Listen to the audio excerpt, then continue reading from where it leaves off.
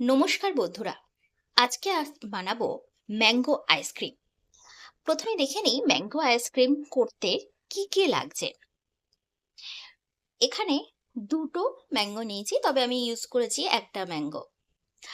আর নিয়েছি 1 কাপ চিনি, এটা আপনাদের স্বাদ অনুযায়ী হবে। এটা আমি পাউডার করে নিয়েছি। আর এখানে নিয়েছি এলাইচি পাউডার, এটা আমি হাতেই ক্রাশ করা। এবং এই হাফ ম্যাঙ্গোটা নিয়েছি ফর গার্নিশিং। আর এখানে রয়েছে দুধ।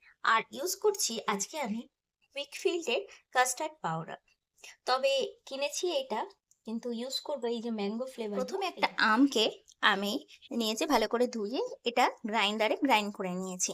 এটা একটাই আম। এবার একটু হালকা ঈষদুষ্ণ গরম দুধের মধ্যে আমি এই কাস্টার্ড পাউডারটা মেশাচ্ছি।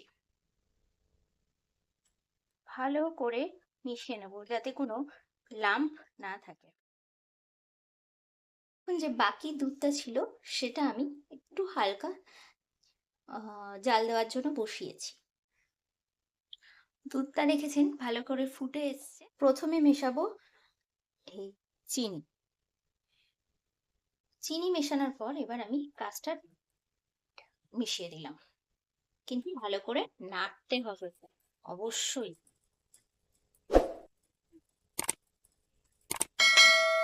হয়ে যাওয়ার পর আমি এবার মিশিয়ে দিলাম ম্যাঙ্গো পাল্পটা। এবার আমটাকে খুব ছোট ছোট করে পিস করে কেটে নেব। দেখুন কেটে নিয়েছি। এইবার এই পিসগুলো এর মধ্যে দিয়ে দেবো। এগুলো দিলাম যাতে মুখে পড়ে আইসক্রিমটা খাওয়ার সময়। আর দিয়ে দিলাম ইলাচি পাউডার।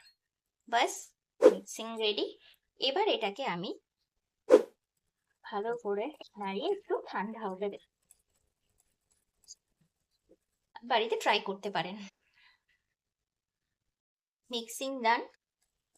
এইবারে এটাকে ঠান্ডা হতে দিয়ে আমি আইসক্রিম মোল্ডে দেব। চলো এটা ঠান্ডা হোক। ঠান্ডা হয়ে গেছে। এইবারে আমি এই মোল্ডে আইসক্রিম গুলো ঢালবো।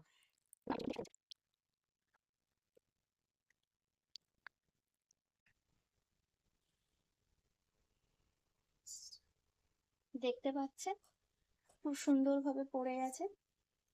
এইবারে আমি লাগিয়ে দেব। এটাকে ফ্রিজের মধ্যে, ডিপ ফ্রিজের মধ্যে ওভারনাইট রাখলে তো আরোই ভালো, যতক্ষণ পারেন, যতক্ষণ না জমে ততক্ষণ দিয়ে রাখুন।